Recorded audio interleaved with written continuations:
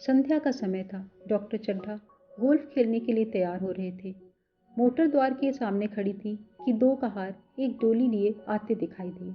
डोली के पीछे एक बूढ़ा लाठी टेकता चला आता था। डोली औषधालय के सामने आकर रुक गई। बूढ़े ने धीरे धीरे आकर द्वार पर पड़ी हुई चिक से झांका। ऐसी साफ सुथरी जमीन पर पैर रखते हुए भी भय हो रहा था कि कहीं कोई घुड़क न बैठे। डॉक्टर साहब को खड़े देखकर भी उसे कुछ कहने का साहस न हुआ। डॉक्टर साहब ने चिक के अंदर से गरज कर कहा, कौन है, क्या चाहता है? बूढ़े ने हाथ जोड़कर कहा, हुजूर, बड़ा गरीब आदमी हूं, मेरा लड़का कई दिन से। डॉक्टर साहब ने सिगार जलाकर कहा, कल सवेरे आओ, कल सवेरे, हम इस वक्त मरीजों को नहीं देखते। बूढ़े ने घुटने टेक कर जमीन पर सिर रख दिया और बोला, दुहाई है सरकार की, लड़का मर जाएगा हुजूर, 4 दिन से आंखें नहीं। डॉक्टर चड्ढा ने कलाई पर नजर डाली। केवल 10 मिनट समय और बाकी था। गोल्फ स्टिक खूंटी से उतारते हुए बोले, कल सवेरे आओ, कल सवेरे, यह हमारे खेलने का समय है।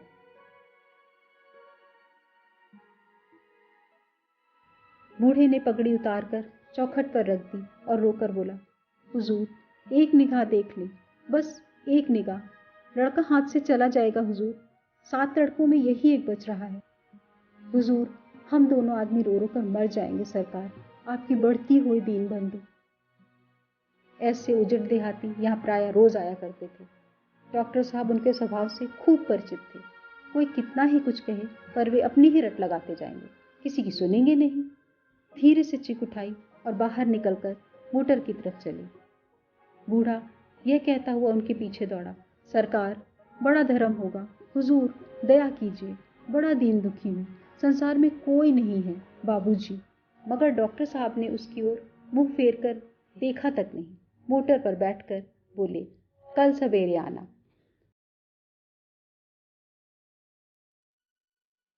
मोटर चली गई। बूढ़ा कई मिनट तक मूर्त की भांति निश्चल खड़ा रहा। संसार में ऐसे मनुष्य भी होते हैं जो अपने आमोद प्रमोद के आगे किसी की जान की भी परवाह नहीं करते। शायद इसका उसे अब भी विश्वास न आता था। सभ्य संसार इतना निर्मम, इतना कठोर है, इसका ऐसा मर्मभेदी अनुभव अब तक न हुआ था। वह उन पुराने जमाने के जीवों में था जो लगी हुई आग को बुझाने, मुर्दे को कंधा देने, किसी के छप्पर को उठाने और किसी कलह को शांत करने के लिए सदैव तैयार रहते थे। जब तक बूढ़े को मोटर दिखाई दी, वह खड़ा टकटकी लगाए उस ओर ताकता रहा। शायद उसे अब भी डॉक्टर साहब के लौट आने की आशा थी। फिर उसने कहारों से डोली उठाने को कहा। डोली जिधर से आई थी उधर ही चली गई। चारों ओर से निराश होकर वह डॉक्टर चड्ढा के पास आया था। उनकी बड़ी तारीफ सुनी थी। यहाँ से निराश होकर वह फिर किसी दूसरे डॉक्टर के पास ना गया। किस्मत थोप ली।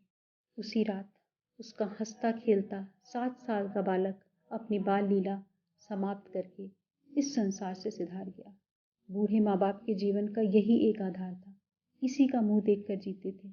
इस दीपक के बुझते ही जीवन की अंधेरी रात भाएं भाएं करने लगी। बुढ़ापे की विशाल ममता टूटे हुए हृदय से निकलकर अंधकार आर्त स्वर से रोने लगी। कई साल गुजर गए। डॉक्टर चड्ढा ने खूब यश और धन कमाया, लेकिन इसके साथ ही अपने स्वास्थ्य की रक्षा भी की, जो एक असाधारण बात थी। यह उनके नियमित जीवन का आशीर्वाद था कि 50 वर्ष की अवस्था में उनकी चुस्ती और फुर्ती युगों को भी लज्जित करती थी। उनके हर एक काम का समय नियत था। इस नियम से वह जौ भर भी न टलते थे। बहुधा लोग स्वास्थ्य के लिए नियमों का पालन उस समय करते हैं जब रोगी हो जाते हैं। डॉक्टर चड्ढा उपचार और संयम का रहस्य खूब समझते थे। उनकी संतान संध्या भी इसी नियम के अधीन थी। उनके केवल 2 बच्चे हुए, एक लड़का और एक लड़की। तीसरी संतान न हुई, इसलिए श्रीमती चड्ढा भी अभी जवान मालूम होती थी। लड़की का तो विवाह हो चुका था। लड़का कॉलेज में पढ़ता था। वही माता पिता के जीवन का आधार था। शील और विनय का पुतला, बड़ा ही रसिक, बड़ा ही उदार, विद्यालय का गौरव, युवक समाज की शोभा, मुखमंडल से तेज की छटा सी निकलती थी। आज उसकी 20वीं सालगिरह थी। संध्या का समय था। हरी हरी घास पर कुर्सियां बिछी हुई थी। शहर के रईस और हुक्काम एक तरफ, कॉलेज के छात्र दूसरी तरफ बैठे भोजन कर रहे थे। बिजली के प्रकाश से सारा मैदान जगमगा रहा था। आमोद प्रमोद का सामान भी जमा था। छोटा सा रहसन खेलने की तैयारी थी। रहसन स्वयं कैलाशनाथ ने लिखा था। वही मुख्य एक्टर भी था। इस समय वह एक रेशमी कमीज पहने, नंगे सिर नंगे पांव इधर से उधर मित्रों की आवभगत में लगा हुआ था। कोई पुकारता, कैलाश जरा इधर आना। कोई उधर से बुलाता, कैलाश क्या उधर ही रहोगे। सभी उसे छेड़ते थे, चुगली करते थे। बेचारे को जरा दम मारने का अवकाश न मिलता था। सहसा एक रमणी ने उसके पास आकर कहा, क्यों कैलाश, तुम्हारे सांप कहाँ हैं? जरा मुझे दिखा दो। कैलाश ने उससे हाथ मिलाकर कहा, मृणालिनी इस वक्त क्षमा करो, कल दिखा दूंगा। मृणालिनी ने आग्रह किया, जी नहीं, तुम्हें दिखाना पड़ेगा, मैं आज नहीं मानने की। तुम रोज कल कल कहते हो। मृणालिनी और कैलाश दोनों सहपाठी थे और एक दूसरे के प्रेम में पगे हुए। कैलाश को सांपों के पालने, खिलाने और नचाने का शौक था। तरह तरह के सांप पाल रखे थे। उनके स्वभाव और चरित्र की परीक्षा करता रहता था। थोड़े ही दिन हुए, विद्यालय में उसने सांपों पर मार्के का व्याख्यान दिया था। सांपों को नचाकर भी दिखाया था। प्राणी शास्त्र के बड़े बड़े पंडित भी यह व्याख्यान सुनकर दंग रह गए थे। यह विद्या उसने एक बड़े सपेरे से सीखी थी। सांपों की जड़ी बूटियां जमा करने का उसे मरज था। इतना पता भर मिल जाए कि किसी व्यक्ति के पास कोई अच्छी जड़ी है, फिर उसे चैन ना आता था, उसे लेकर ही छोड़ता था। यही व्यसन था। इस पर हजारों रुपए फूट चुका। मृणालिनी कई बार आ चुकी थी, पर कभी सांपों को देखने के लिए इतनी उत्सुक ना हुई। कह नहीं सकते आज उसकी उत्सुकता सचमुच जाग गई थी या वह कैलाश पर अपने अधिकार का प्रदर्शन करना चाहती थी। पर उसका आग्रह बेमौका था। उस कोठरी में कितनी भीड़ लग जाएगी, भीड़ को देखकर सांप कितना चौंकेंगे और रात के समय उन्हें छेड़ा जाना कितना बुरा लगेगा, इन बातों का उसे जरा भी ध्यान न था। कैलाश ने कहा, नहीं, कल जरूर दिखा दूंगा। इस वक्त अच्छी तरह दिखा भी तो न सकूंगा, कमरे में तिल रखने की भी जगह ना मिलेगी। एक महाशय ने छेड़कर कहा, दिखा क्यों नहीं देते, जरा सी बात के लिए इतना टाल मटोल। मिस गोविंद हरगिज ना मानना, देखिए कैसे नहीं दिखाते।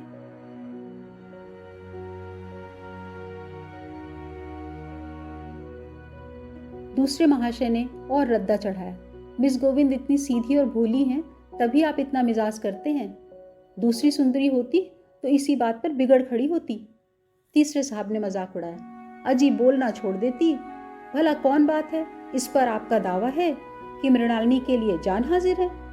मृणालिनी ने देखा कि ये शोधे उसे रंग पर चढ़ा रहे हैं, तो बोली, आप लोग मेरी वकालत ना करें, मैं खुद अपनी वकालत कर लूँगी। मैं इस वक्त सांपों का तमाशा नहीं देखना चाहती, चलो छुट्टी हुई। इस पर मित्रों ने ठट्ठा लगाया। एक साहब बोले, देखना तो आप सब कुछ चाहें, पर दिखाए भी तो। कैलाश को मृणालिनी की छेपी हुई सूरत को देखकर मालूम हुआ कि इस वक्त उसका इनकार उसे वास्तव में बुरा लगा है। ज्यों ही प्रीतबोध समाप्त हुआ और गाना शुरू हुआ, उसने मृणालिनी और अन्य मित्रों को सांप के दरबे के सामने ले जाकर मौहर बजाना शुरू कर दिया। फिर एक एक खाना खोलकर एक एक सांप को निकालने लगा। वाह, क्या कमाल था। ऐसा जान पड़ता था कि कीड़े उसकी एक एक बात, उसके मन का एक एक भाव समझते हैं। किसी को उठा लिया, किसी को गर्दन में डाल लिया, किसी को हाथ में लपेट लिया। मृणालिनी बार बार मना करती कि इन्हें गर्दन में ना डालो, दूर ही से दिखा दो, बस जरा सा नचा दो। कैलाश की गर्दन में सांपों को लिपटते देखकर उसकी जान निकल जाती थी। पछता रही थी कि मैंने व्यर्थ ही इनसे सांप दिखाने को कहा, मगर कैलाश एक न सुनता था। प्रेमिका के सम्मुख अपनी सर्प कला प्रदर्शन का ऐसा अवसर पाकर वह कब चूकता। एक मित्र ने टीका की, दांत तोड़ डाले होंगे। कैलाश हंसकर बोला, दांत तोड़ना मदारियों का काम है, किसी के दांत नहीं तोड़े, कहिए तो दिखा दूं। कहकर उसने एक काले सांप को पकड़ लिया और बोला, मेरे पास इससे बड़ा और जहरीला दूसरा कोई सांप नहीं है। अगर किसी को काट ले तो आदमी आनन फानन में मर जाए, लहर भी ना आए। इसके काटने पर मंत्र नहीं। इसके दांत दिखा दूं? मृणालिनी ने उसका हाथ पकड़कर कहा, नहीं नहीं कैलाश, ईश्वर के लिए इसे छोड़ दो, तुम्हारे पैर पकड़ती हूँ। इस पर एक दूसरे मित्र बोले, मुझे तो विश्वास नहीं आता, लेकिन तुम कहते हो तो मान लेता हूं। कैलाश ने सांप की गर्दन पकड़कर कहा, नहीं साहब, आप आंखों से देखकर मानिए। दांत तोड़कर वश में किया तो क्या, सांप बड़ा समझदार होता है। अगर उसे विश्वास हो जाए कि उस आदमी से मुझे कोई हानि न पहुंचेगी तो वह उसे हरगिज न काटेगा। मृणालिनी ने जब देखा कि कैलाश पर इस वक्त भूत सवार है तो वह उसने यह तमाशा न करने के विचार से कहा, अच्छा भाई, अब यहाँ से चलो, देखो गाना शुरू हो गया है, आज मैं भी कोई चीज़ सुनाऊंगी। यह कहते हुए उसने कैलाश का कंधा पकड़कर और कमरे से निकल गई। मगर कैलाश विरोधियों का शंका समाधान करके ही दम लेना चाहता था। उसने सांप की गर्दन पकड़कर जोर से दबाई, इतनी जोर से दबाई कि उसका मुंह लाल हो गया, देह की सारी नसें तन गईं। सांप ने अब तक उसके हाथों ऐसा व्यवहार ना देखा था। उसकी समझ में ना आता था कि यह मुझसे क्या चाहते हैं। उसे शायद भ्रम हुआ कि मुझे मार डालना चाहते हैं, अतएव वह आत्मरक्षा के लिए तैयार हो गया। कैलाश ने उसकी गर्दन खूब दबाकर मुंह खोल दिया और उसके जहरीले दांत दिखाते हुए बोला, जिन सज्जन को शक हो आकर देख लें, आया विश्वास या अब भी कुछ शक है। मित्रों ने आकर उसके दांत देखे और चकित हो गए। प्रत्यक्ष प्रमाण के सामने संदेह को स्थान कहाँ। मित्रों का शंका निवारण करके कैलाश ने सांप की गर्दन ढीली कर दी और उसे जमीन पर रखना चाहा, पर वह काला गेहुअन क्रोध से पागल हो चुका था। गर्दन नरम पड़ते ही उसने सिर उठाकर कैलाश की उंगली पर जोर से काटा और वहां से भागा। कैलाश की उंगली से टप टप खून टपकने लगा। उसने जोर से उंगली दबा ली और अपने कमरे की तरफ दौड़ा। वहां मेज की दराज में एक जड़ी रखी हुई थी, जिसे पीस कर लगा लेने से घातक विष भी रफू हो जाता था। मित्रों में हलचल पड़ गई। बाहर महफिल में खबर हुई। डॉक्टर साहब घबरा कर दौड़े। फौरन उंगली की जड़ कस कर बांधी गई और जड़ी पीसने के लिए दी गई। डॉक्टर साहब जड़ी के कायल न थे। वह उंगली का डसा भाग नश्तर से काट देना चाहते थे, मगर कैलाश को जड़ी पर पूर्ण विश्वास था। मृणालिनी पियानो पर बैठी हुई थी। यह खबर सुनते ही दौड़ी और कैलाश की उंगली से टपकते हुए खून को रुमाल से पोंछने लगी। जड़ी पीसी जाने लगी, पर उसी 1 मिनट में कैलाश की आंखें झपकने लगी।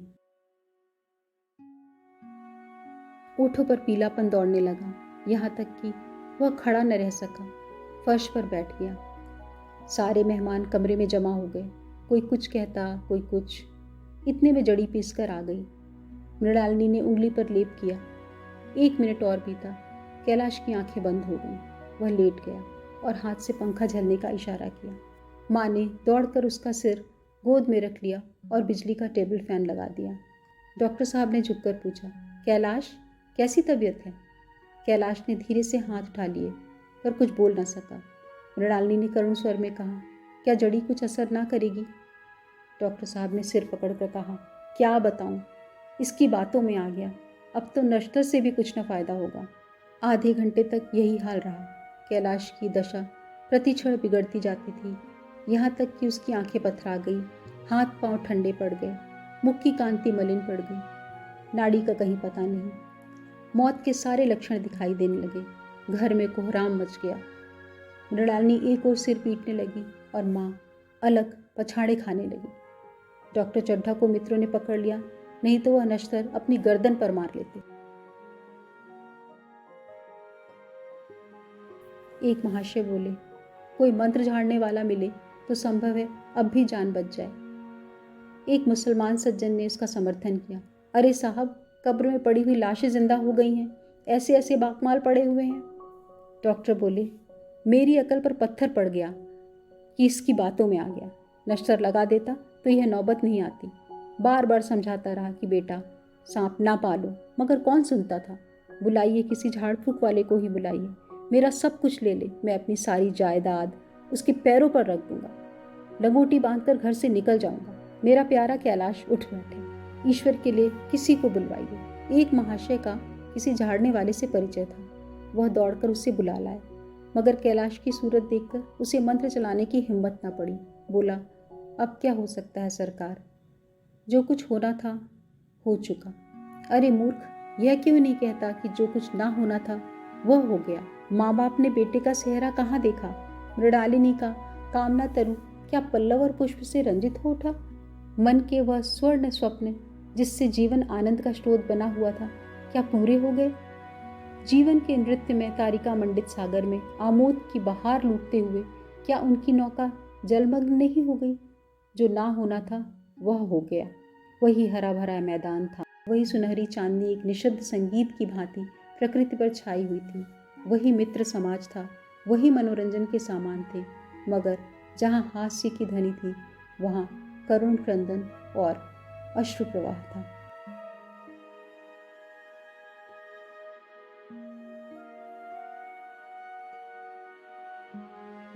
शहर से कई मील दूर एक छोटे से घर में एक बूढ़ा और बुढ़िया अंगीठी के सामने बैठे जाड़े की रात काट रहे थे। बूढ़ा नारियल पीता था और बीच बीच में खांसता था। बुढ़िया दोनों घुटनियों में सिर डालकर आग की ओर ताक रही थी। एक मिट्टी के तेल की कुप्पी ताक पर जल रही थी। घर में न चारपाई थी न बिछौना। एक किनारे छोटी सी पुआल पड़ी हुई थी। इसी कोठरी में एक चूल्हा था। बुढ़िया दिन भर उपले और सूखी लकड़ियां बटोरती, बूढ़ा रस्सी बटकर बाजार में बेच आता था। यही उनकी जीविका थी। उन्हें न किसी ने रोते देखा न हंसते। उनका सारा समय जीवित रहने में कट जाता था। मौत द्वार पर खड़ी थी, रोने या हंसने की कहाँ फुर्सत। बुढ़िया ने पूछा, कल के लिए सन तो है नहीं, काम क्या करोगे? जाकर झगड़ू साह से 10 सेर सन उधार लाऊंगा। इससे पहले के पैसे तो दिए ही नहीं, और उधार कैसे देगा? ना देगा ना सही, घास तो कहीं नहीं गई। दोपहर तक क्या 2 आने की भी ना काटूंगा। इतने में एक आदमी ने द्वार पर आवाज दी, भगत भगत, क्या सो गए? जरा किवाड़ा खोलो। भगत ने उठकर किवाड़ खोल दिए। एक आदमी ने अंदर आकर कहा, कुछ सुना? चड्ढा बाबू के लड़के को सांप ने काट लिया। भगत ने चौंक कर कहा, चड्ढा बाबू के लड़के को? वही चड्ढा बाबू है ना जो छावनी में बंगले में रहते हैं? हाँ हाँ वही। शहर में हल्ला मचा हुआ। जाते हो तो जाओ, आदमी बन जाओगे। बूढ़े ने कठोर स्वर से सिर हिलाकर कहा, मैं नहीं जाता, मेरी बला जाए। वही चड्ढा है, खूब जानता हूँ। भैया को लेकर उनके पास गया था, खेलने जा रहे थे। पैरों पर गिर पड़ा कि एक नज़र देख लीजिए, मगर सीधे मुंह से बात तक न की थी। भगवान बैठे सुन रहे थे। अब जान पड़ेगा कि बेटे का गम कैसे होता है। कई लड़के हैं? नहीं जी, यही तो एक लड़का था। सुना है, सबने जवाब दे दिया है। भगवान बड़ा कारसाज है। उस वक़्त मेरी आंखों से आंसू निकल पड़े थे, पर उन्हें तनिक भी दया न आई थी। मैं तो उनके द्वार पर होता तो भी बात न पूछता। तो न जाओगे? हमने जो सुना था सो कह दिया। अच्छा किया, अच्छा किया। कलेजा ठंडा हो गया, आंखें ठंडी हो गई, लड़का भी ठंडा हो गया होगा। तुम जाओ, आज चैन की नींद सोऊंगा। भगत बुढ़िया से बोला, जरा तंबाकू ले लो, एक चिलम और पीऊंगा। अब मालूम होगा लाला को, सारी साहिबी निकल जाएगी। हमारा क्या बिगड़ा? लड़के के मर जाने से कुछ राज तो नहीं चला गया? जहाँ 6 बच्चे गए थे वहाँ एक और चला गया। तुम्हारा तो राज सुना हो जाएगा। उसी के वास्ते सबका गला दबा दबा कर जोड़ा था ना। अब क्या करोगे? एक बार देखने जाऊंगा, पर कुछ दिन बाद मिजाज का हाल पूछूंगा। आदमी चला गया। भगत ने किवाड़ बंद कर लिए। अब चिलम पर तंबाकू रखकर पीने लगा। बुढ़िया ने कहा, इतनी रात गए जाड़े पाले में कौन जाएगा? अरे दोपहर ही होती तो भी मैं न जाता। सवारी दरवाजे पर लेने आती तो भी न जाता। भूल नहीं गया हूँ। पन्ना की सूरत आंखों में फिर रही। उस निर्दयी ने उसे एक नज़र देखा तक नहीं था। क्या मैं नहीं जानता था कि वह न बचेगा? खूब जानता था। चड्ढा भगवान नहीं थे कि उनकी एक निगाह देख लेने से अमृत बरस जाता। नहीं, खाली मन की दौड़ थी। अब किसी दिन जाऊंगा और कहूँगा, क्यों साहब कहिए, क्या रंग है? दुनिया बुरा कहेगी, कहे, कोई परवाह नहीं। छोटे आदमियों में तो सब ऐब है, बड़ों में कोई ऐब नहीं होता। देवता होते हैं। भगत के लिए यह जीवन में पहला अवसर था कि ऐसा समाचार पाकर वह बैठा रह गया हो। 80 वर्ष के जीवन में ऐसा कभी न हुआ था कि सांप की खबर पाकर वह दौड़ा न गया हो। माघ पूस की अंधेरी रात, चैत बैसाख की धूप और लू, सावन भादव की चढ़ी हुई नदी और नाले, किसी की उसने कभी परवाह न की। वह तुरंत घर से निकल पड़ता था। निस्वार्थ, निष्काम, लेन देन का विचार कभी उसके दिल में आया ही नहीं। यह ऐसा काम ही न था। जान का मूल्य कौन दे सकता था? यह एक पुण्य कार्य है। सैकड़ों निराश लोगों को उसने अपने मंत्र से जीवन दान दिया था, पर आज वह घर से कदम नहीं निकाल सका। यह खबर सुनकर सोने जा रहा है। बुढ़िया ने कहा, तंबाकू अंगीठी के पास रखी हुई है, उसके भी आज 2.5 पैसे हो गए हैं। देती ही नहीं थी। बुढ़िया यह कहकर लेट गई। बूढ़े ने कुप्पी बुझाई, कुछ देर खड़ा रहा, फिर बैठ गया, अंत को लेट गया। पर यह खबर उसके हृदय पर बोझ की भांति रखी हुई थी। उसे मालूम हो रहा था उसकी कोई चीज़ खो गई है, जैसे सारे कपड़े गीले हो गए हैं, पैरों में कीचड़ लगा हुआ है, जैसे उसके मन में बैठा हुआ कोई उसे घर से निकालने के लिए कुरेद रहा है। बुढ़िया ज़रा देर में खर्राटे लेने लगी। बूढ़े बातें करते करते सोते हैं और ज़रा सा खटका होते ही जाग जाते हैं। भगत उठा, उसने अपनी लकड़ी उठा ली और धीरे से किवाड़ खोले। बुढ़िया ने पूछा, कहाँ जाते हो? कहीं नहीं, देखता था कि कितनी रात है। अभी बहुत रात है, सो जाओ। नींद नहीं आती। नींद काहे आवेगी? मन तो चड्ढा के घर पर लगा हुआ है। चड्ढा ने हमारे साथ कौन सी नेकी की है जो वहाँ जाऊँ? वह आकर पैरों पड़े तो भी ना जाऊँ। उठे तो तुम इसी इरादे से थे। नहीं री, ऐसा पागल नहीं हूँ कि जो मुझे काटे बोए उसके लिए फूल बोता फिरूं।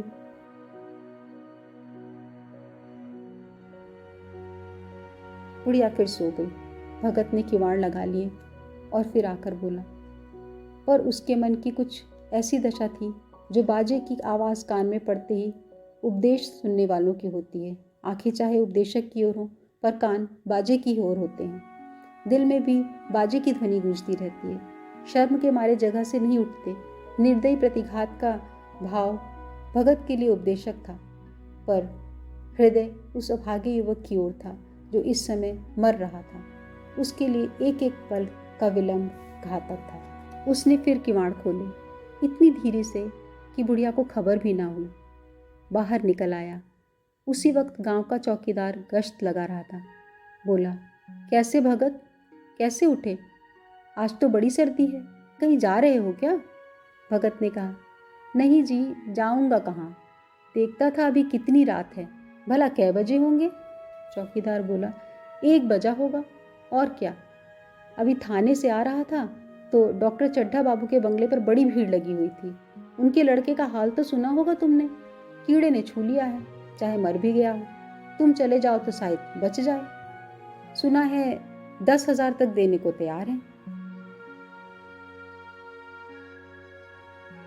भगत, मैं तो ना जाऊं। मुझे 10,000 या 10 लाख लेकर करना क्या है? कल मर जाऊंगा, फिर कौन भोगने वाला बैठा हुआ है? चौकीदार चला गया। भगत ने आगे पैर बढ़ाया। जैसे नशे में आदमी की देह अपने काबू में नहीं रहती। पैर कहीं रखता, पड़ता कहीं है, कहता कुछ है, जबान से निकलता कुछ है। वही हाल इस वक्त भगत का था। मन में प्रतिकार था, पर कर्म मन के अधीन न था। जिसने कभी तलवार नहीं चलाई, वह इरादा करने पर भी तलवार नहीं चला सकता। उसके हाथ कांपते हैं, उठते ही नहीं। भगत लाठी खट खट करता लपका चला जाता था। चेतना रोकती थी, पर उपचेतना ठेलती थी। सेवक स्वामी पर हावी था। आधी राह निकल जाने के बाद सहसा भगत रुक गया। हिंसा ने क्रिया पर विजय पाई। मैं यूं ही इतनी दूर चला आया। इस जाड़े पाले में मरने की मुझे क्या पड़ी थी? आराम से सोया क्यों नहीं? नींद ना आती थी ना सही, 2-4 भजन ही गाता। व्यर्थ इतनी दूर दौड़ा आया। चड्ढा का लड़का रहे या मरे, मेरी बला से। मेरे साथ उन्होंने ऐसा कौन सा सलूक किया कि मैं उनके लिए मरूं?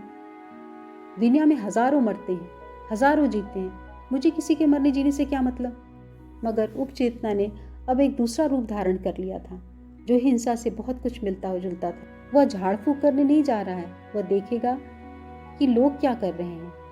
डॉक्टर साहब का रोना पीटना देखेगा, किस तरह सिर पीटते हैं, किस तरह पछाड़े खाते हैं। ये लोग तो विद्वान होते हैं, सब्र कर जाते होंगे। हिंसा भाव को ये धीरज देता हुआ वह फिर आगे बढ़ा। इतने में 2 आदमी आते दिखाई दिए। दोनों बातें करते चले आ रहे थे। चड्ढा बाबू का घर उजड़ गया, वही तो एक लड़का था। भगत के कान में यह आवाज़ पड़ी। उसकी चाल और भी तेज हो गई। थकान के मारे पाँव न उठते थे। शिरोभाग इतना बढ़ा जाता था मानो अब मुंह के बल गिर पड़ेगा। इस तरह वो कोई 10 मिनट चला होगा कि डॉक्टर साहब का बंगला नजर आया। बिजली की बत्तियां जल रही थीं, मगर सन्नाटा छाया हुआ था। रोने पीटने की आवाज़ भी ना आती थी। भरत का कलेजा धक धक करने लगा। कहीं मुझे देर तो नहीं हो गई। वह दौड़ने लगा। अपनी उम्र में वह इतना तेज कभी ना दौड़ा होगा। बस यही मालूम होता था कि मानो उसके पीछे मौत दौड़ी आ रही है।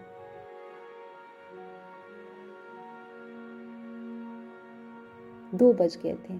मेहमान विदा हो गए। रोने वालों में केवल आकाश के तारे रह गए थे और सभी रो रो कर थक गए थे।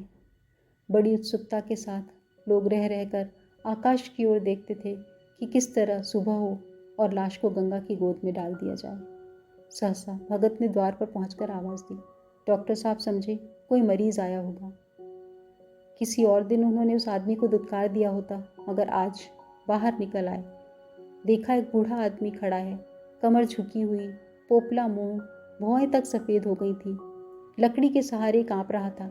बड़ी नम्रता से बोले, क्या है भाई, आज तो हमारे ऊपर ऐसी मुसीबत पड़ी है, कुछ कहते नहीं बनता। फिर कभी आना। इधर 1 महीने तक तो मैं शायद किसी भी मरीज को ना देख सकूंगा। भगत ने कहा, सुन चुका हूँ बाबूजी, इसलिए आया हूँ। भैया कहाँ हैं? जरा मुझे दिखा दीजिए। भगवान बड़ा कारसाज है, मुर्दे को भी जिला सकता है। कौन जाने अब भी उसे दया आ जाए। चड्ढा ने व्यथित स्वर में कहा, चलो देख लो। मगर 3-4 घंटे हो गए हैं। जो कुछ होना था हो चुका। बहुतेरे झाड़ फूकने वाले देख देख कर चले गए। डॉक्टर साहब को आशा तो क्या होती, हाँ बूढ़े पर दया आ गई। अंदर ले गए। भगत ने लाश को 1 मिनट तक देखा, तब मुस्कुराकर बोला, अभी कुछ नहीं बिगड़ा है बाबूजी। नारायण चाहेंगे तो आधे घंटे में भैया उठ बैठेंगे। आप नाहक दिल छोटा न करें। जरा कहारों से कहिए पानी तो भरें।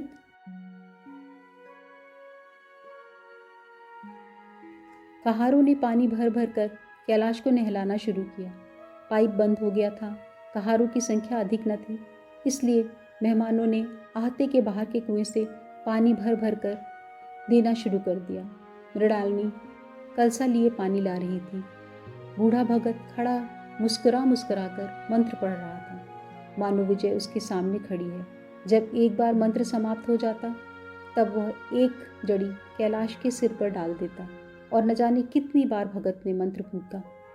आखिर जब उषा ने अपनी लाल लाल आंखें खोली तो कैलाश की भी लाल लाल आंखें खुल गईं। एक क्षण में उसने अंगड़ाई ली और पानी पीने को मांगा।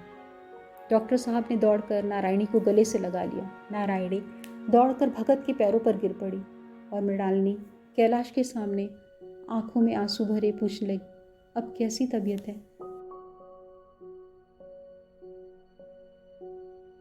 एक क्षण में चारों तरफ खबर फैल गई। मित्रगण मुबारकबाद देने आने लगे। डॉक्टर साहब बड़े श्रद्धा भाव से हर एक के सामने भगत का यश गाते फिरते थे। सभी लोग भगत के दर्शन के लिए उत्सुक हो उठे, मगर अंदर जाकर देखा तो भगत का कहीं पता न था।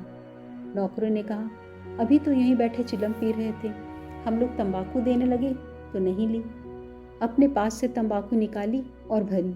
यहाँ भगत की चारों तरफ तलाश होने लगी, पर भगत लपका हुआ घर चला जा रहा था कि बुढ़िया के उठने से पहले घर पहुंच जाऊं। जब मेहमान लोग चले गए तो डॉक्टर साहब ने नारायणी से कहा, बुढ़ा न जाने कहाँ चला गया। एक चिलम तंबाकू का भी रवादार ना हुआ। नारायणी बोली, मैंने तो सोचा था इसे कोई बड़ी रकम दूंगी। डॉक्टर चड्ढा बोले, रात को तो मैंने नहीं पहचाना, पर ज़रा साफ हो जाने पर पहचान गया। एक बार यह एक मरीज़ को लेकर आया था। मुझे अब याद आता है कि मैं खेलने जा रहा था और मरीज को देखने से इनकार कर दिया था। अब उस दिन की बात याद करके मुझे जितनी ग्लानि हो रही है उसे प्रकट नहीं कर सकता। मैं उसे अब खोज निकालूंगा और उसके पैरों पर गिरकर अपना अपराध क्षमा करवाऊंगा। वह कुछ लेगा नहीं, यह जानता। उसका जन्म यश की वर्षा करने के लिए हुआ है। उसकी सज्जनता ने मुझे ऐसा आदर्श दिखा दिया है जो अब मैं जीवन पर्यंत अपने सामने रखूंगा।